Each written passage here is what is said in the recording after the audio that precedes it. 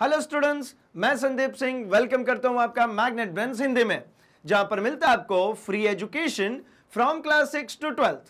मतलब यहां पे कुछ चैप्टर्स देखने के बाद आपको किसी भी तरीके का गोल्ड सब्सक्रिप्शन या प्रीमियम सब्सक्रिप्शन लेने की बिल्कुल भी जरूरत नहीं पड़ती, क्योंकि हम आपके लिए लेकर आते हैं क्वालिटी कंटेंट एक्सपीरियंस टीचर्स के साथ, वो भी फ्री ऑफ कॉस्ट। तो जैसा कि हम मिला करते हैं हमारे फिजिक्स सब्जेक्ट के साथ, जो हमारे विज्ञान का ही एक हिस्सा है, और हम इस सेशन में डिस्कस कर रहे हैं हमारे चैप्टर नंबर 11 कार्य तथा ऊर्जा की। और इसमें से भी आज हमारे पास है MCQs type questions. MCQs type question आप जानते हैं कितना इंपॉर्टेंट होता है हमारे लिए। एक तो ये कि वो डायरेक्टली हमारे क्वेश्चन पेपर में आता है, ये तो एक नॉर्मल इंपॉर्टेंस हो ही गई, बट इसके साथ साथ अगर एमसीक्यूज टाइप क्वेश्चंस बनते हैं तो हमें पूरा चैप्टर, इसका मतलब होता है कि समझ में आ चुका है, कॉन्फिडेंस आ जाता है। और एक चीज है कि अगर ये क्वेश्चन जब कभी सॉल्व करते हैं तो एक बार पूरा चैप्टर रिवाइज हो जाता है, क्योंकि चैप्टर से नंबर ऑफ एमसीक्यूज क्वेश्चंस ज्यादा बनते हैं, हर एक टॉपिक को वो टच करता है, तो मतलब जितने भी की पॉइंट्स होते हैं उस चैप्टर के, वो सभी एक बार रिवाइज हो जाते हैं। मतलब ये बहुत ही इंपॉर्टेंट सेशन होने वाला है भाई। अगर हमें इस चैप्टर से सब कुछ, हर एक छोटे बड़े पॉइंट्स को अपने फिंगर टिप्स पे ले आना है, तो ये सबसे आसान सा तरीका है। तो चलिए, हमने इसके पिछले पोर्शन में फर्स्ट 25 क्वेश्चंस को देखे थे, अब और नए 25 क्वेश्चंस हमारे साथ आ चुके हैं एमसीक्यूज के ये सेकंड पार्ट में। तो चलिए फटाफट से हम शुरू करते हैं हमारे अगले सेशन को, अगले पार्ट को, और देखते हैं हम कि भाई इसके अंदर के क्वेश्चंस किस प्रकार के हैं। तो जैसा कि पिछले सेशन में जो हमने कवर किया है, उसमें हमने देखा था कि मोस्टली कंसेप्चुअल क्वेश्चंस थे, डायरेक्ट क्वेश्चंस थे। अब इसमें हम थोड़ा कवर करेंगे, थोड़े न्यूमेरिकल्स टाइप, कुछ सॉल्व करेंगे, यहां पे भी कॉन्सेप्ट्स आएंगे, सब कुछ आएगा, लेकिन थोड़ा न्यूमेरिकल क्वेश्चन सब बढ़ा देते हैं भाई। प्रैक्टिस सबसे ज्यादा जरूरी है। तो चलिए आप फटाफट हमारे पूर्ववत तरीके से तैयार हो जाइए कि भाई जैसे ही एमसीक्यू सेशन स्टार्ट होता है, हम तैयार हो जाते हैं अपने कमेंट सेक्शन में आंसर करने के लिए। क्वेश्चन फ्लैश होता है, आप आंसर करते हैं। इसके दो बेनिफिट्स, एक आपकी तैयारी आपको खुद को पता चल जाती है, और हमें आपकी नेक्स्ट तैयारी किस प्रकार से करानी है हमें भी आइडिया लग जाता है।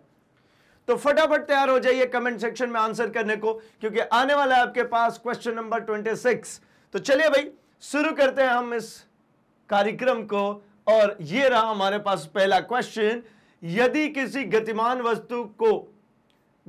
वस्तु चाल को दोगुना कर दिया जाए, किसी भी गतिमान वस्तु के जो चाल है उसको क्या कर दें, डबल कर दें, तो क्या होगा? उसका त्वरण दोगुना हो जाएगा, उसका भार दोगुना हो जाएगा, उसकी गतिज ऊर्जा दोगुनी हो जाएगी, या उसकी गतिज ऊर्जा चौगुनी हो जाएगी। तो एक काम करें ना, हम जरा सॉल्व करके देखते हैं ना। क्या कह रहे हैं भाई, अगर चाल को क्या कर दिया जाए, दोगुना, और पूछ क्या रहे हैं भाई, तो हमसे गतिज ऊर्जा, अल्टीमेटली कहीं ना कहीं दिख रहा है भार, त्वरण, गतिज ऊर्जा। तो एक काम करते हैं, चाल को दोगुना करके गतिज ऊर्जा की जरा बात कर लेते। क्यों करूं? क्योंकि चाल से, अगर मैं यहां से शुरू करता हूं, अगर मैं इसकी बात करूं भार की, तो चाल से भार का कोई लेना देना नहीं है। भार क्या होता है भाई, तो ये जो गुरुत्वीय बल उस वस्तु के ऊपर लगता है नीचे की तरफ, उसी को हम कहते हैं भाई उसका भार। तो इसमें तो चाल का कोई लेना देना ही नहीं। हाँ, आप कहेंगे त्वरण, तो त्वरण में भाई लेना देना है। क्या है? अगर उसका चाल दोगुना हो गया है ना, तो आपको क्या करना भाई, फाइनल वेलोसिटी और इनिशियल वेलोसिटी, इन दोनों को सबट्रैक्ट करेंगे, लेकिन हमें चाहिए क्या, समय। भाई अगर त्वरण की बात करते हैं तो क्या होता है, final velocity minus initial velocity upon time. तो भाई मेरे पास समय तो गिवन ही नहीं है, तो ये भी खत्म करते हैं। अब बारी आती है किसकी, गतिज ऊर्जा की। तो क्या करूं मैं, गतिज ऊर्जा को जरा लिख लूं क्या, तो काइनेटिक एनर्जी होता है भाई हाफ mv²। यहां ये कह रहे थे क्वेश्चन में कि अगर आपसे कहूं कि v को डबल कर दिया जाए, मतलब ट्वाइस ऑफ v रख दिया जाए, तो काइनेटिक एनर्जी क्या हो जाएगी। तो मैं कहता हूं एक नई काइनेटिक एनर्जी आएगी, काइनेटिक एनर्जी डैश कह लेता हूं, it's equals to 1/2 times of m। ये जो v² था, इसकी जगह पे अब रख देता हूं मैं 2v, तो ये हो जाएगा मेरा 2v का स्क्वायर। ठीक है, फाइनली क्या आया, तो ये देखिए kinetic energy dash is equals to, अगर इसका स्क्वायरिंग करूंगा तो ये हाफ एम वी स्क्वायर तक तो ठीक है, 2 इंटू 2 कितना 4, मतलब इंटू 4, मैं जानबूझ करके इस 4 को बाहर लिख ले रहा हूं, ठीक है ना। क्या मिला, तो आप पाएंगे यहां पे कि ये एम वी स्क्वायर, ये जो यहां पे दिख रहा था हमारा एम वी स्क्वायर, ये काइनेटिक एनर्जी ही है, तो मतलब के E dash is equals to 4 times of kinetic energy. मतलब नई काइनेटिक एनर्जी कितनी हो गई भाई, तो नई काइनेटिक एनर्जी इस पुरानी काइनेटिक एनर्जी की 4 गुनी हो गई। ऑप्शन में है क्या, बिल्कुल भाई, घ ऑप्शन बिल्कुल करेक्ट है, ये हमने कैलकुलेट करके बिल्कुल निकाला। जैसा कि मैंने कमिटमेंट किया था कि इसमें थोड़े से न्यूमेरिकल टाइप चीजों को लेकर के आएंगे, तो ये रहा आपके सामने और ये आंसर, ठीक है। चलिए चेक करते हैं इसको, घ बिल्कुल करेक्ट आंसर है भाई। आगे बढ़ते हैं अपने अगले क्वेश्चन पे। अगेन मैं आपसे रिक्वेस्ट करता हूं, जैसे ही क्वेश्चन फ्लैश होता है आप पॉज कीजिए, आप उसको सॉल्व कीजिए और जल्दी से कमेंट सेक्शन में आंसर कीजिए भाई। आगे बढ़ता हूं मैं, क्वेश्चन नंबर 27 की बात करते हैं। किसी पिंड पर किया गया कार्य निम्नलिखित में किस पर निर्भर नहीं करता। अगर किसी भी वस्तु पे आप काम कर रहे हैं तो वो कार्य किस पर निर्भर नहीं करता। तो भाई ऑप्शन देखने से पहले क्यों ना मैं कार्य को लिख लूं पहले, तो मुझे पता है ये कार्य जो है, कार्य बराबर होता है हमारा बल गुणा विस्थापन, कार्य बराबर बल गुणे विस्थापन। अब इस बल में और विस्थापन पर ही डिपेंड करता है कौन भाई, कार्य, ठीक है ना। तो अब ऑप्शन पढ़ते हैं, क्या निर्भर नहीं करता, तो मुझे नहीं करता पता करना है, लेकिन मुझे यह पता है कि इन दोनों पे निर्भर करता है। तो नहीं करता ढूंढते भाई, विस्थापन पे तो करता है, बल पे भी करता है, बल एवं विस्थापन के कोण पर भी करता है। ये एक और चीज है भाई, हमने इसको भी देखा, work done is equals to force, एक वेक्टर क्वांटिटी थी, डिस्प्लेसमेंट भी एक वेक्टर क्वांटिटी थी। ये दोनों वेक्टर्स को जब हम हटाते हैं तो मुझे मिल जाता है force into displacement into cos theta. ये कॉस थीटा क्या भाई, लगाए गए बल और विस्थापन के बीच का कोण। अगर मैंने किसी वस्तु के ऊपर बल लगाया इधर की दिशा में और ये वस्तु जो है विस्थापित इधर की दिशा में हो गई, तो इन दोनों के बीच का जो कोण है वो कितना है भाई, 180 डिग्री। और आसान करता हूं मैं इसको समझना, अगर आपने इस तरीके से देखा होगा या आप सभी ने खेला भी होगा भाई, छोटे बच्चे ऐसे कार्ट ट्रॉली जैसा, इसके अंदर क्या करते हैं, एक ऐसा रस्सी बांधते हैं और खुद इसको अपने हाथों से ऐसे चलाते हुए ले जाते हैं। तो इनने इस कार्ट के ऊपर फोर्स लगाया था इधर, लेकिन ये कार्ट चलती तो इधर है, मैं कलर चेंज कर देता हूं, फोर्स लगाया था बालक ने इधर, चल रही थी इधर, मतलब ये रहा इसका फोर्स और ये रहा इसकी डिस्प्लेसमेंट की डायरेक्शन। दोनों के बीच में आप देखिए तो यहां पे एक कोण बन रहा है, दैट इज थीटा। तो उसी चीज को क्या बल और विस्थापन के बीच में निर्भर करती है, तो बिल्कुल करती है भाई, W equals to F S cos theta होता है। ये जो थीटा लिख रहा हूं मैं, ये थीटा, इसी को कहते हैं भाई कोण, तो मतलब ये कोण पर निर्भर करती है। और अगली बात, पिंड का आरंभिक वेग, तो भाई ऐसी कोई बात नहीं हुई है यहां पे, आप ध्यानपूर्वक देखेंगे तो कहीं पे वेलोसिटी की बात नहीं हो रही है कि भाई इनिशियल वेलोसिटी फाइनल वेलोसिटी का कुछ लेना देना है। तो मतलब कौन सा हो गया भाई, किस पर निर्भर नहीं करता, तो पिंड का आरंभिक वेग पर निर्भर नहीं करता, मतलब घ इज द करेक्ट ऑप्शन। ठीक, चेक करते हैं, बिल्कुल सही है भाई। आगे बढ़ता हूं मैं अपने नेक्स्ट क्वेश्चन, क्वेश्चन नंबर 28 पे, और आई होप कि आपने ये बिल्कुल सही आंसर लगाया था। अगला क्वेश्चन हमारे पास, किसी गतिशील पिंड का वेग आधा करने पर उसकी गतिज ऊर्जा पे क्या अंतर पड़ेगा। देखिए अभी हमने जो बात करी थी उस समय हमने कहा था कि भाई आप है ना वेग को डबल कर दीजिए, अब कह रहे हैं कि उसका वेग आधा कर दीजिए। तो चूंकि मुझे पता है काइनेटिक एनर्जी गतिज ऊर्जा होती है हाफ एम वी स्क्वायर, अब आपसे कहा जा रहा है कि नया वेग जो है वो है v अपॉन 2 आधा, तो मुझे नई गतिज ऊर्जा मिल जाएगी, नाम देता हूं के ई डैश, कितना भाई 1 अपॉन 2 एम वी स्क्वायर की जगह पे v अपॉन 2 का स्क्वायर। अब क्या कर दूं मैं, तो ये मिल गया मुझे, जो नंबर्स हैं 1 अपॉन 2 एम वी स्क्वायर को यहीं छोड़ता हूं मैं, ये 1/2 का स्क्वायर करूंगा तो क्या हो जाएगा 4, वी स्क्वायर, मैं एक लाइन में और लिख लेता हूं इसको, कोई कंफ्यूजन नहीं भाई, अपॉन 4 यही होगा ना, वी स्क्वायर अपॉन 4। अब मैं यहां पे काम करता हूं 1/2 mv स्क्वायर को तो यही रख लेता हूं, बाहर कर देता हूं 1/4 को।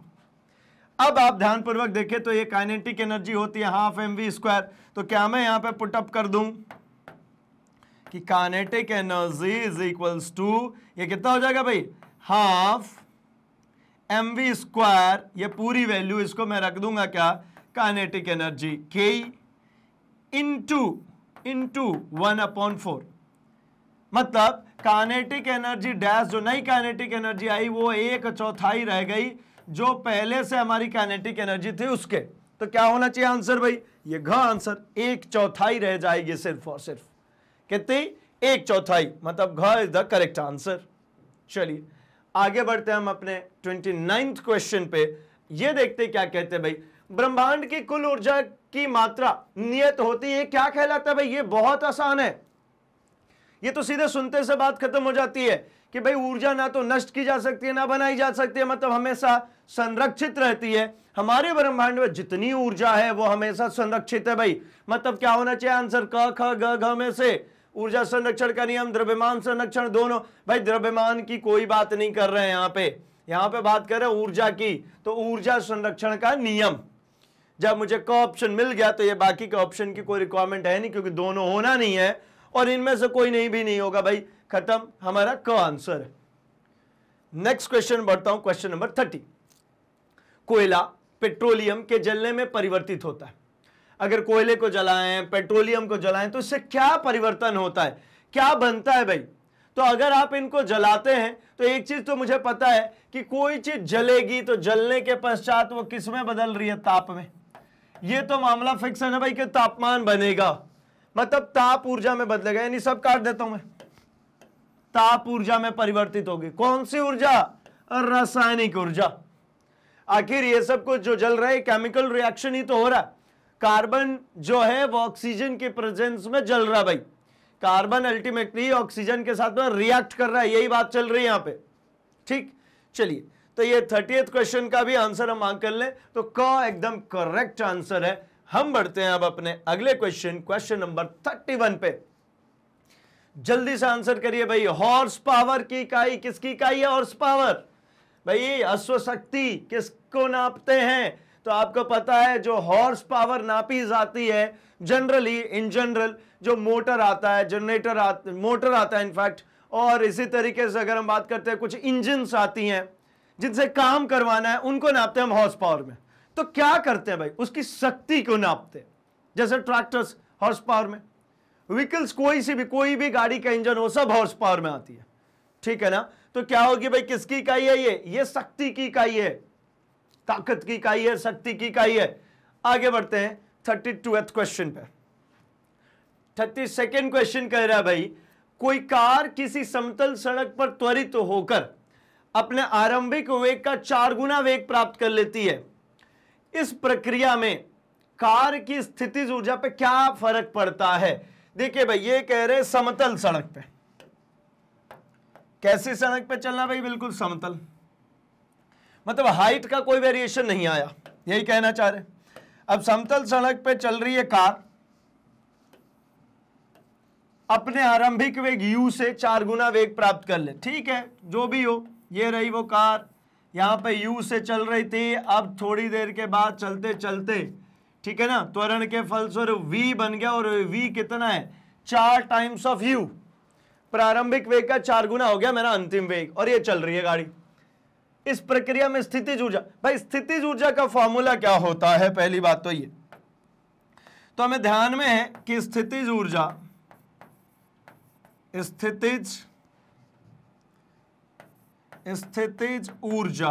ये होता है हमारे गुरुत्वाकर्षण के अधीन की काम करते हैं, या फिर हम किसी चीज को स्ट्रेच करते हैं उसके कारण आती है। लेकिन ये तो चल रही है, मतलब जनरली जो हमने इसके लिए फॉर्म पढ़ा है वो तो ये पढ़ा है mgh, लेकिन ये कह रहे समतल सड़क पर, तो भाई इसके हाइट में कोई वेरिएशन है क्या, जितनी हाइट पे ये थी उतनी हाइट पे ये भी है, ठीक है ना। गतिज ऊर्जा में परिवर्तन जरूर आया, गतिज ऊर्जा में ये 4 गुनी हो गई, इसका मतलब हाफ mv² होता है, 16 गुनी काइनेटिक एनर्जी हो जाएगी। लेकिन स्थितिज ऊर्जा में कोई परिवर्तन नहीं आएगा, यहां पे स्थितिज ऊर्जा में कोई भी परिवर्तन नहीं आएगा। कारण यह है, इस गाड़ी का ना तो यहां चल करके द्रव्यमान बढ़ जाएगा, जी का मान तो होता ही कांस्टेंट, और हाइट में आप कोई चेंज नहीं कर रहे हैं, और हाइट में जब तक चेंज नहीं होगा स्थितिज ऊर्जा में कोई चेंज नहीं होगा। ये कैसे लिखा काइनेटिक में भाई, तो काइनेटिक एनर्जी इक्वल्स टू होता है हाफ mv²। वेलोसिटी 4 गुनी हो गई, तो मतलब 4 का स्क्वायर 4 चौका 16 गुनी हो जाएगी। तो इसमें मुझसे जो पूछा जा रहा है, स्थितिज ऊर्जा परिवर्तन नहीं होती है, स्थितिज ऊर्जा में कोई परिवर्तन नहीं होगी भाई। 2 गुनी हो जाती है, 4 गुनी हो जाती है, 16 गुनी हो जाती है ना, 16 गुनी तो ये हो जाती है भाई क्या, हमारी काइनेटिक एनर्जी। आंसर क्या होगा, आंसर होगा इसका क, परिवर्तित नहीं होगा, कोई चेंज नहीं आएगा भाई। ठीक है, अब बात करते हैं हम अपने अगले क्वेश्चन की, 33rd क्वेश्चन। एक हॉर्स पावर कितने के बराबर होता है? अभी हमने देखा है कि हॉर्स पावर किसकी इकाई है भाई, शक्ति की इकाई है। पुराने समय में अगर आप रामायण महाभारत की बात करते हैं, अगर उसमें आप पढ़ते हैं, तो ऐसा कहा जाता था ना कि इस योद्धा को इतने हाथियों का बल था, इस योद्धा को इतने घोड़ों की शक्ति थी।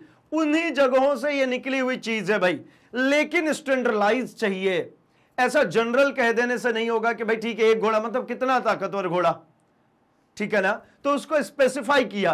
क्या स्पेसिफिकेशन आई भाई, कि हमारा जो 1 हॉर्स पावर है, हमारा 1 हॉर्स पावर है, ये हमारी स्टैंडर्ड यूनिट के हिसाब से 746 वॉट के बराबर रहेगी। 1 हॉर्स पावर हमारे 746 वॉट के बराबर रह जाएगी। मतलब कौन सा हो जाएगा भाई, हमारा क ऑप्शन बिल्कुल करेक्ट हो जाएगा। ठीक, आगे बढ़ते हैं हम 34th क्वेश्चन पे, और जल्दी से आप इसका आंसर टाइप कीजिए भाई। 1 वॉट घंटा किसके बराबर होती है? ठीक है, अगर आप बात करते हैं यहां पे 1 वॉट घंटा कितने के बराबर होगी? ठीक है, तो भाई 1 वॉट घंटा, 1 वॉट घंटा, और एक और टर्म है 1 किलोवाट घंटा।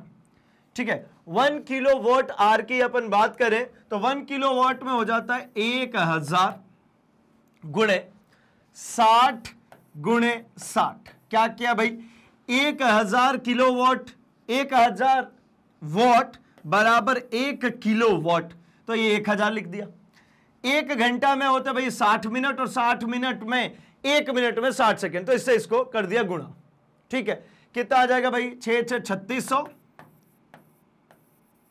और 3 0 और, मतलब ये 3.6 इंटू 10 टू द पावर 6।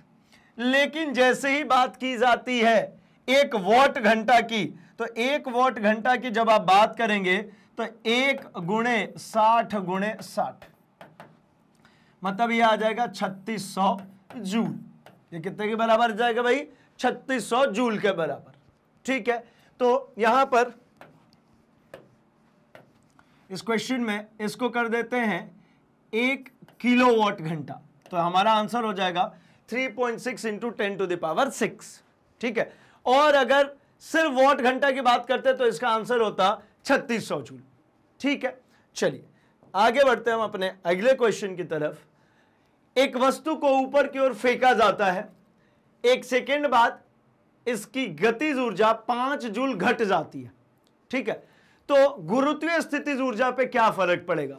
देखिए भाई, ऐसा कह रहे हैं, एक वस्तु है यहां पे इनिशियली रखी हुई है, अब इसको हमने क्या किया, ऊपर की तरफ फेंक दिया। तो चलिए भाई इसको ऊपर की तरफ फेंक देते। ऊपर फेंकने के बाद 1 सेकेंड के बाद ही ये एक लोकेशन पे पहुंचती है, यहां पहुंच गई है। 1 सेकेंड के बाद ये इस स्थिति में आ गई। अब इस स्थिति में आने के बाद यहां पर पहुंचते से ही इसकी जो है गतिज ऊर्जा 5 जूल से घट गई। अगर यहां पर इसके पास में जो एनर्जी अवेलेबल है, जो ऊर्जा उपलब्ध है, जिसके कारण ये गति कर रही है, वो मान लेता हूं ऐसे ही कि 100 जूल है। 1 सेकेंड के बाद यहां कितना रह गया भाई, 95 जूल। तो मतलब क्या हुआ, इसकी स्थितिज ऊर्जा ये किसके बराबर है, ये गतिज ऊर्जा के बराबर। ये भी अभी किसके बराबर है, गतिज ऊर्जा। तो मुझे पता है जब कोई चीज मैं ऊपर की तरफ उठाता हूं तो मेरे द्वारा किया गया जो कार्य होता है, मतलब जो गतिज ऊर्जा होती है, यही स्थितिज ऊर्जा के रूप में बदल रही होती है।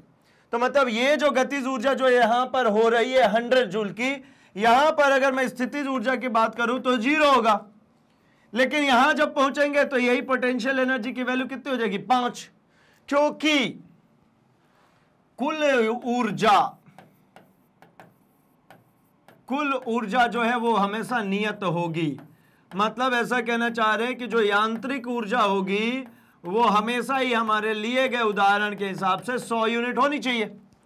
अब यांत्रिक ऊर्जा दो लोगों से मिलकर बनी है भाई, कौन कौन सी, एक गतिज और एक स्थितिज, ये 100 होनी चाहिए। अब ये कह रहे हैं कि भाई गतिज जो है ये 95 की हो गई तो स्थितिज 5 की हो जाएगी, हो गया 100। गतिज कह रहे हैं भैया 100 की है तो स्थितिज 0 की होगी, हो गया 100। हमें कुल ऊर्जा प्राप्त होना चाहिए, ठीक है ना, तो उसके हिसाब से ये बनता चला जाता है। मतलब या तो आप ऐसे समझे या फिर ये समझे कि जो गतिज ऊर्जा है अगर ऊपर की तरफ किसी वस्तु को फेंका है तो उसके स्थितिज ऊर्जा में परिवर्तित हो रही है, और अगर कोई वस्तु ऊपर से छोड़ दिया जाए नीचे गिर रही है तो उसकी जो स्थितिज ऊर्जा है वो गतिज ऊर्जा में बदल रही है। तो क्या हो जाएगा भाई, इसकी गुरुत्वीय स्थितिज ऊर्जा जो है वो 5 जूल बढ़ जाएगी। जो ख ऑप्शन है ये बिल्कुल करेक्ट है, 5 जूल बढ़ जाएगी भाई।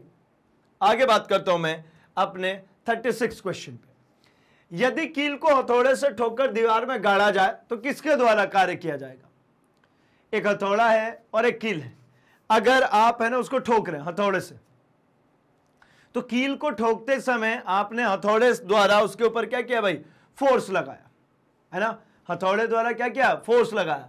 तो हथौड़े ने फोर्स लगाया और कार्य किया, किस पे कार्य किया, कील पे, ठीक है। तो हथौड़े द्वारा कार्य हुआ किस पे, कील पे, क्योंकि कील क्या हुआ, विस्थापित हो गया। किया किसने, हथौड़े ने, उसने फोर्स लगाया और कील को अंदर गड़ा दिया, मतलब कील को डिस्प्लेस कर दिया, विस्थापित कर दिया। और कार्य बराबर होता है भाई बल इंटू विस्थापन। तो बल लगाया हथौड़े ने, विस्थापन हुआ कील में। चलिए आगे बढ़ते हैं। चलती गाड़ी में बैठे आदमी की ऊर्जा क्या होगी?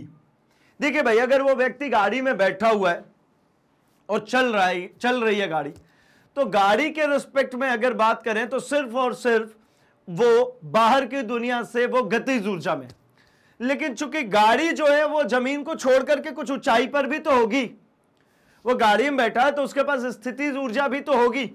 तो मतलब उसके पास स्थितिज ऊर्जा भी और गतिज ऊर्जा भी है। स्थितिज ऊर्जा क्यों, क्योंकि वो रोड को छोड़ करके ऊपर ही बैठा होगा ना भाई। और गतिज ऊर्जा क्यों, क्योंकि चलती हुई गाड़ी है। जो ऊर्जा मुझे उसकी गति से मिलती है उसको हम क्या कहते हैं, गतिज ऊर्जा, और उसके पोजीशन से, उसकी स्थिति से जो ऊर्जा मिलती है उसको कहते हैं हम स्थितिज ऊर्जा। तो मतलब इसके पास दोनों चीज हो गई, गतिज ऊर्जा भी और स्थितिज ऊर्जा भी। चलिए आगे बढ़ता हूं मैं अपने नेक्स्ट क्वेश्चन पे, 38 क्वेश्चन की बात करते हैं। उड़ते पंछी में होता है, अगर कोई पक्षी उड़ रहा है तो उसके पास क्या क्या होता है भाई? तो देखिए, अगर कोई पक्षी उड़ रहा है तो उसके पास स्थितिज ऊर्जा भी और गतिज ऊर्जा भी है। अगर ये पक्षी उड़ रहा है तो इसका मतलब क्या भाई, जमीन से कुछ हाइट पर उड़ रही होगी और गति भी कर रही है। तो मतलब क्या, हाइट पर है यानी mgh, मतलब स्थितिज ऊर्जा, और गति कर रही है मतलब हाफ mv², मतलब उसके पास गतिज ऊर्जा भी और स्थितिज ऊर्जा भी दोनों ही है। ठीक इसी प्रकार अगले क्वेश्चन की बात करते हैं। एक आदमी 10 केजी द्रव्यमान का पत्थर लेकर 10 मीटर ऊंचे मकान पर चढ़ता है और आदमी से पत्थर पर किया गया कार्य, मतलब आदमी जो है वो कितना कार्य कर रहा है पत्थर पे ये निकालना है। क्या कर रहा है भाई, 10 केजी द्रव्यमान है और 10 मीटर ऊंचे मकान पर लेकर के चढ़ना है। तो अगर मैं इसको लेकर के ऊपर की तरफ चढ़ रहा हूं और ये जो हाइट है, ये हाइट हो गई मेरी 10 मीटर की और इसका जो द्रव्यमान है वो है 10 केजी। तो अब मैं बात कर लेता हूं इसके ऊपर किए गए कार्य की। तो इसके ऊपर किया गया कार्य इसके स्थितिज ऊर्जा के बराबर ही तो होगा। क्यों होगा भाई, क्योंकि आपने इसके ऊपर जो काम किया वो सब इसके अंदर जाके स्टोर हो गया। उसकी स्टोर्ड एनर्जी को ही तो कहते हैं हम क्या, स्थितिज ऊर्जा, पोटेंशियल एनर्जी। तो स्थितिज ऊर्जा किसके बराबर होती है, mgh, द्रव्यमान इंटू गुरुत्वीय त्वरण इंटू ऊंचाई। तो द्रव्यमान कितना दिया है भाई 10 किलो, रख देता हूं मैं। और g का मान गिवन नहीं है, लेकिन ये हमें पता है कि g जो होता है वो 9.8 मीटर पर सेकेंड स्क्वायर होता है। इन जनरल इसको हम इक्विवेलेंट मान लेते हैं कि इसके 10 मीटर प्रति सेकेंड स्क्वायर के। क्यों? क्योंकि ऑप्शन में कहीं दशमलव नहीं दिख रहा होता तो 9.8 ही लेता मैं, अगर नहीं दिख रहा है तो 10 ले रहा हूं। तो ठीक है, ये 10 हो गया। h कितना? तो 10 मीटर ऊंचे, 10 मीटर, ये रख दिया सब कुछ। करिए मल्टीप्लाई, 10 मतलब क्या 1000 जूल। कितना हो जाएगा भाई 1000 जूल, मतलब वो कितना काम करेगा भाई पत्थर पर 1000 जूल का काम करेगा। ठीक, आंसर नंबर ख बिल्कुल करेक्ट है। ठीक है ना, आगे बढ़ते हैं, आगे बात करते हैं हम अपने अगले क्वेश्चन नंबर 40 की। 100 वाट का बल्ब 1 घंटे में ऊर्जा कितना खर्च करेगा? अगर एक 100 वाट का बल्ब है तो भाई वो 1 घंटे में कितनी ऊर्जा खर्च करेगा? तो कैलकुलेट करना पड़ेगा भाई। कैलकुलेट करते हैं। 100 वाट का बल्ब, ठीक है, और जला कितना भाई 1 घंटे, तो 100 वाट है ना, ऊर्जा निकालनी है हमको। 100 वाट का हो गया मेरा बल्ब, जला 1 घंटे मतलब 60 गुणे 60। अगर इसको हम कैलकुलेट करते हैं, ठीक है, तो ये कितना आ जाएगा भाई?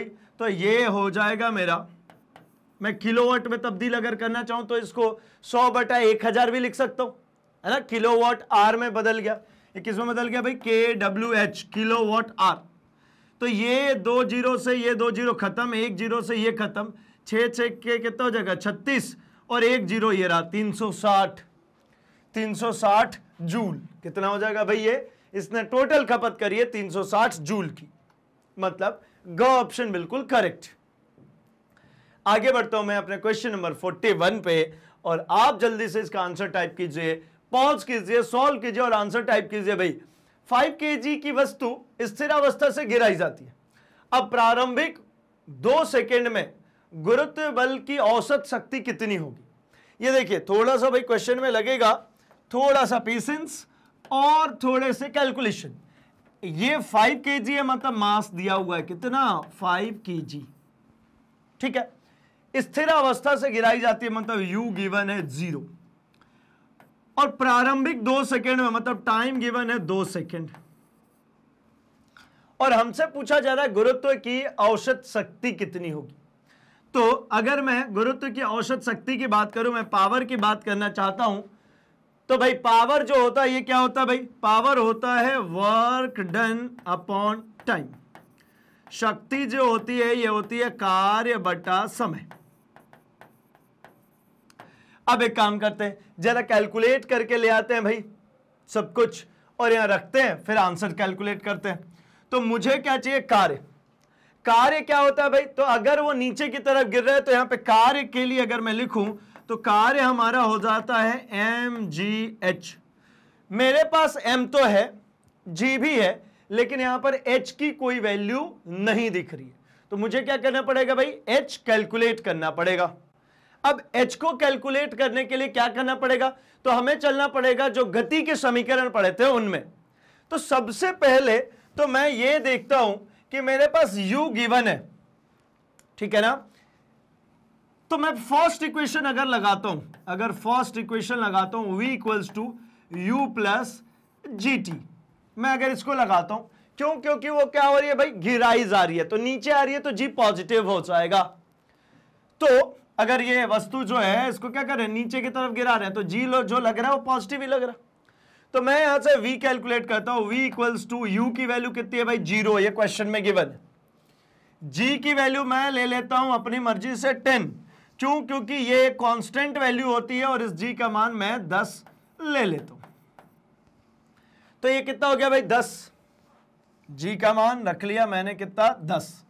और टाइम जो गिवन है ये गिवन है 2 सेकंड, तो v आ गया मेरा 20 मीटर पर सेकंड, ठीक है। ये किसकी वैल्यू आएगी? v की। क्यों निकाला v? क्योंकि मुझे चाहिए h, और h निकालने के लिए अगर मैं किसी भी इक्वेशन में जाऊंगा, ठीक है ना, तो मतलब मैं थर्ड इक्वेशन से निकाल लेता हूं, ठीक है। आप चाहें तो इसको सेकेंड इक्वेशन से भी निकाल सकते हैं, बहुत सारे तरीके होते करने के, मैं कर दे रहा हूं दोनों तीनों। यहां पे मैं करूंगा तो v square minus u square is equals to 2gh, ये होता है थर्ड इक्वेशन। तो थर्ड इक्वेशन से क्या कहती है भाई, वी स्क्वायर मतलब 20 का स्क्वायर, यू स्क्वायर मतलब 0, 2 इंटू जी मतलब 10 और h हाइट यही कैलकुलेट करनी थी। तो h बराबर अगर मैं लिखूं तो ये 20 गुणे 20 बटा में 10 गुणे 2, तो 10 दूनी 20 से 20 खत्म। हाइट कितना मिल गया भाई 20। या आप चाहते तो इसी चीज को लिख सकते थे सीधे किससे, सेकेंड इक्वेशन क्या होता है भाई, s equals to u t plus half a t square. तो यहां पे मेरे लिए तब्दील हो जाएगा h equals to u t plus half g t square, ठीक है ना। अब दोनों तरीके से निकाल सकते हैं, ये आसान है, लेकिन मैं आपको दोनों मेथड बता दे रहा हूं। ये 0 हो गया प्लस हाफ ऑफ g का मान कितना 10 और टी स्क्वायर कितना भाई, तो 2 दिया हुआ है, 2 गुणे 2। आप चाहे यहां से यहां काट दीजिए, h इक्वल्स टू कितना आ गया 20 मीटर, हाइट कितना आ गया 20 मीटर। तो मतलब अब मुझे पावर, अब मुझे शक्ति मिल जाएगी। अब शक्ति निकाल लेते हैं भाई। तो शक्ति जैसा कि मुझे यहां पे गिवन है P इक्वल्स टू कार्य बटा समय, और कार्य की वैल्यू क्या बोल रहा हूं मैं, mgh। तो चलिए कार्य को तो यही कैलकुलेट कर देता हूं, m कितना 5, ये लिखा है 5, g कितना 10 और h कितना है भाई, h की वैल्यू, तो h की वैल्यू जो है, h की वैल्यू हमारी आ चुकी है यहां से 20। तो ये कितना हो जाएगा भाई, ये हो जाएगा हमारा 5, 10 से 50 कर दीजिए, है ना, 200 और 5 1000 हो गया। ये 1000 जूल क्या है, कार्य। मुझे क्या चाहिए, मुझे चाहिए पावर, शक्ति। तो ये क्या था, कार्य बटा समय। कार्य कितना आया 1000, समय कितना है 2 सेकेंड, फर्स्ट 2 सेकेंड में काट दीजिए, कितना होगा 500 वॉट। शक्ति की जो इकाई होती है वो क्या होती है भाई, वॉट होती है। हमने कहा था ना भाई, पावरफुल आदमी है तो वॉट लगा देगा, वैसे ही याद रखते हैं हम 500 वॉट। तो मतलब आंसर कौन सा सही हो जाना चाहिए, हमारा क बिल्कुल करेक्ट आंसर है, ठीक है। आई होप आपको ये समझ में आया होगा। ये 2 मेथड है भाई, ये और लिख देता हूं, आप चाहें तो इसका स्क्रीनशॉट रख सकते हैं। यहां पे मैंने यहां पे थर्ड इक्वेशन यूज किया और यहां पे सीधे सेकंड इक्वेशन यूज किया, हमें आंसर मिलेगा, ठीक। चलिए आगे बढ़ता हूं मैं इस क्वेश्चन को चेक करते हुए कि भाई 500 ही होगा, बिल्कुल सही है। हम आगे बात करते हैं अपने क्वेश्चन नंबर 42 की। 20 केजी की वस्तु, ठीक है, 5 मीटर पर सेकंड से गतिशील है, गतिज ऊर्जा बताइए। अब देखिए कितना आसान क्वेश्चन आ गया भाई। यहां हमें दिया क्या गया भाई, केजी मतलब मास, कितना 20 केजी, ठीक है ना। 5 मीटर पर सेकंड से चल रहा है, मतलब इसकी वेलोसिटी कितनी है भाई 5 मीटर पर सेकंड की। अब इसकी गतिज ऊर्जा, तो गतिज ऊर्जा का फॉर्मूला क्या होता है भाई, kinetic energy equals to half mv square, मतलब हाफ m की वैल्यू 20 रख देते हैं ना, 20, v मतलब 5 गुणे 5 का स्क्वायर लिख लेता हूं, अगली लाइन में कर देता हूं मैं, ये 2 से काट दीजिए 10 बार में, 10 गुणे 5 पंजे 25, मतलब 250 जूल। काइनेटिक एनर्जी है, मतलब क्या होगा भाई 250 जूल। हमारा ख बिल्कुल करेक्ट आंसर, ठीक। चलिए चेक कर लेते हैं भाई, बिल्कुल सही। आप चाहें तो भाई जितने भी सॉल्यूशंस बना रहे हैं इनके स्क्रीनशॉट रख सकते हैं, ये आपको बाद में भी काम आ सकते हैं भाई। हम बढ़ेंगे अपने अगले क्वेश्चन पे, क्वेश्चन नंबर 43 पे। एक आदमी जो है 20 केजी के पत्थर को लेकर 10 मीटर क्षैतिज चलता है, फिर पुनः सीढ़ी से 10 मीटर नीचे उतर जाता है। देखिए कुछ इस प्रकार, ये बंधु सबसे पहले 10 मीटर इधर चले, फिर उसके बाद क्या हुआ भाई, तो ये 10 मीटर ये नीचे उतर गए। भले इन्होंने यहां पे क्या लगाया, यहां पे सीढ़ी लगाया, तो मैं सीढ़ी लगा लेता हूं। ये भाई यहां से इन्होंने लगाई एक लैडर सीढ़ी, और इस सीढ़ी के जरिए उतर गए नीचे। अब चूंकि ये नीचे उतर चुके हैं, तो अब इसमें कैलकुलेट करना है हमको कुछ वैल्यूज। क्या कैलकुलेट करना है भाई, तो हमको कैलकुलेट करके ले आना है कि आदमी जो पत्थर पर ऊर्ध्वाधर नीचे की तरफ जब नीचे आ रहा था तब उसने कितना कार्य किया? देखिए उसने 2 कार्य किए। अगर इसको इधर से इधर शिफ्ट किया तो इसने यहां पे गतिज ऊर्जा की वजह से जो काम किया, मतलब ऐसा कहूं कि इसने क्षैतिज विस्थापन की वजह से जो कार्य किया वो ये किया। लेकिन जब ये लैडर लगा करके नीचे उतर गया तो इसने जो कार्य किया वो उसके स्थितिज ऊर्जा के रूप में है।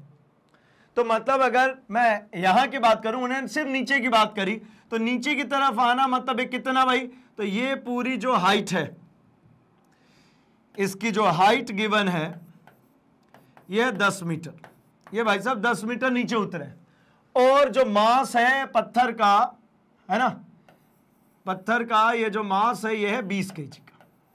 ठीक, अब निकाल लेते भाई, तो क्या होगा, इनके द्वारा जो काम किया जाएगा वो स्थितिज ऊर्जा होगी, mgh। एक और लाइन लिखता हूं, m-gh। अब यहां पे आपके सामने जो माइनस साइन लिखा हुआ है, इसका तात्पर्य है कि ये व्यक्ति जो है ये नीचे की तरफ आ रहा है पत्थर को लेकर के, मतलब गुरुत्वाकर्षण के अधीन ही वो भी बढ़ रहा है। जब हम किसी वस्तु को ऊपर की तरफ फेंकते हैं गुरुत्वाकर्षण बल नीचे खींचता है, लेकिन ये किधर है भाई, ये नीचे ही चल रहा, तो जी कैसा कर दिया, नेगेटिव। अब क्या करें भाई, तो P इक्वल्स टू mgh। अब m की वैल्यू कितनी, 20, g की वैल्यू रख लेता हूं मैं 10, माइनस साइन बाहर पकड़ा देता हूं मैं, ये माइनस साइन बाहर कर लेते हैं g वाला, और हाइट कितनी, ये भी है 10, तो ये कितना हो जाएगा भाई 2000, लेकिन किसका, माइनस का, माइनस 2000 जूल। तो आंसर इज क हो जाएगा मेरा बिल्कुल करेक्ट आंसर। ठीक है, चलिए आगे बढ़ता हूं मैं, अगले क्वेश्चन की तरफ बढ़ते हैं। गतिज ऊर्जा, सीधे फॉर्मूला पूछ रहे भाई, गतिज ऊर्जा कितना होता है, kinetic energy equals to half mv square. क्या है, क्या कोई ऑप्शन में भाई, ये नहीं है, ये नहीं है, ये है 1/2 mv स्क्वायर। ग बिल्कुल करेक्ट आंसर है। आई होप ये सबके सही होंगे भाई आंसर, ग बिल्कुल करेक्ट। आगे बढ़ते हैं, 45th क्वेश्चन की बात कर ली जाए। आपस में दोनों हथेलियां रगड़ने पर परिवर्तित होता है, ऐसा रगड़ने से क्या परिवर्तित होता है, रगड़ के देखिए तो आपको पता चलेगा जो है आपके मांसपेशियों की जो ऊर्जा है वो तापमान में बदल रही है, ये गर्म होने लगती है हथेलियां, तो मतलब मांसपेशीय ऊर्जा जो है वो ताप ऊर्जा में बदल जाती है। और अगर मैं कहूं तो ये चीज है ना, जो मांसपेशीय ऊर्जा है वो अगर थोड़ा जोर से करेंगे तब, ऐसी कोई कंडीशन नहीं दी थी इसलिए ऑप्शन मैंने खा लगा है, लेकिन एक कंडीशन ये भी हो सकती है जब इसको बहुत जोर से ऐसा रगड़ेंगे तो इसमें से आवाज भी आएगी, मतलब मेरी मांसपेशीय ऊर्जा ध्वनि ऊर्जा में भी परिवर्तित हो जाएगी। अर्थात इस कंडीशन में जब बात करूंगा तो आंसर क्या हो जाना चाहिए भाई, ग हो जाना चाहिए, यानी दोनों, ताप में भी और साउंड में भी। अगले क्वेश्चन की बात करता हूं मैं, बल और विस्थापन सदिश राशि है। बल भी एक सदिश राशि है भाई, बल में भी दिशा की इंपॉर्टेंस है क्योंकि बल खिंचाव या धक्का होता है, मतलब दिशा चाहिए। और विस्थापन मुझे पता है कि भाई एक डायरेक्शन में होने वाले स्थान परिवर्तन को ही हम विस्थापन कहते हैं, नहीं तो दूरी नहीं कह लेते क्या, दो बिंदुओं के बीच की शॉर्टेस्ट डिस्टेंस को ही हम क्या कहते हैं भाई, विस्थापन। ये दोनों सदिश हैं, लेकिन कार्य तो हमने पढ़ा था W is equals to F vector dot S vector, और ये फाइनली हमने लिखा था कि ये होता है Fs cos थीटा के बराबर। तो ये W कैसी इकाई हो गई, इसको दिशा से कोई फर्क नहीं पड़ता भाई, ये हमारी सदिश इकाई है, ये हमारी सदिश है, इसको सॉरी ये हमारी अदिश इकाई है, इसको दिशा से फर्क नहीं पड़ता, ये हमारी अदिश इकाई है, इसको दिशा से कोई फर्क नहीं पड़ता। ये दोनों सदिश थी, तो आंसर यह एक अदिश राशि है। ठीक, आगे बढ़ते हैं, 47वें क्वेश्चन की बात करते हैं। पौधे द्वारा किए गए प्रकाश संश्लेषण में परिवर्तित होता है। ये पौधे क्या करते हैं भाई, सूर्य से रोशनी लेते हैं, इनकी हरी पत्तियां प्रकाश संश्लेषण की क्रिया करती है, फोटोसिंथेसिस करते क्या है, सनलाइट, कार्बन डाइऑक्साइड, वाटर, इन सबको मिला करके ये बना लेते हैं ग्लूकोज और ऑक्सीजन। और ये काम क्या आती है भाई, तो इसी को कहते हैं ये पौधों का भोजन। ये पत्तियां सूर्य की रोशनी में भोजन बनाती हैं और इस पूरे प्लांट को देती है, जिसके कारण वो प्लांट ग्रो करता है। किया क्या? तो इसने किया प्रकाश ऊर्जा को रासायनिक ऊर्जा में बदल दिया। ये सब क्या हो रही है? रासायनिक ऊर्जा है, केमिकल एनर्जी। ऑप्शन है क्या? प्रकाश ऊर्जा रासायनिक ऊर्जा में बदल जाती है। मतलब हमारा को ऑप्शन बिल्कुल करेक्ट। ठीक, आगे बढ़ता हूं मैं। 48 क्वेश्चन की बात करते हैं। कोई लड़की अपनी पीठ पर 3 केजी द्रव्यमान का बस्ता उठाए, समतल सड़क पर 300 मीटर की दूरी तय करती है। उसके द्वारा गुरुत्वाकर्षण बल के विरुद्ध किया जाने वाला कार्य। देखिए भाई, यहां पे आपसे सिंपली कहा जा रहा है कि उस लड़की को किधर चलने के लिए है भाई? ये जो लड़की है ना, ये चल रही है भाई किधर? तो ये चल रही है सीधे सीधे सिर्फ और सिर्फ समतल रास्ते पे, इसी रास्ते पे। यानी हाइट में कोई परिवर्तन नहीं हो रहा, जबकि मेरा जो पोटेंशियल एनर्जी है, जो गुरुत्व के विरुद्ध जो हमको कार्य करना है, वो होना है mgh। और ये तो समतल सड़क पे चल रही है, मतलब कुछ नहीं हो रहा भाई। mgh में h में कोई परिवर्तन नहीं। लड़की का द्रव्यमान थोड़ी बदल जाएगा यहां से यहां तक चलने में, और ना ही इस g का मान, क्योंकि सब कांस्टेंट हो गया और h भी कांस्टेंट है, मतलब पोटेंशियल एनर्जी कांस्टेंट हो जाएगा। यानी उसके द्वारा किया गया जो कार्य होगा गुरुत्व बल के द्वारा, वो शून्य होगा। इसके द्वारा कोई कार्य नहीं किया जा रहा है, क्योंकि हाइट की वैल्यू कितनी है? 0। हाइट 0 तो ये सब 0, क्योंकि सब गुणा में थे। ठीक, चलिए आंसर चेक कर लेते हैं। घ बिल्कुल करेक्ट है भाई। अगले क्वेश्चन की बात करता हूं मैं, 49th क्वेश्चन की। यहां पे एक फिर से क्वेश्चन है कि 1 और 4 ग्राम के 2 पिंड समान गतिज ऊर्जा के साथ गतिशील है, उनके संवेगों का अनुपात कितना होगा? तो देखिए भाई, पहले तो हम बात कर लेते हैं गतिज ऊर्जा और संवेग में क्या रिलेशन है। काइनेटिक एनर्जी इक्वल्स टू होता है हाफ mv²।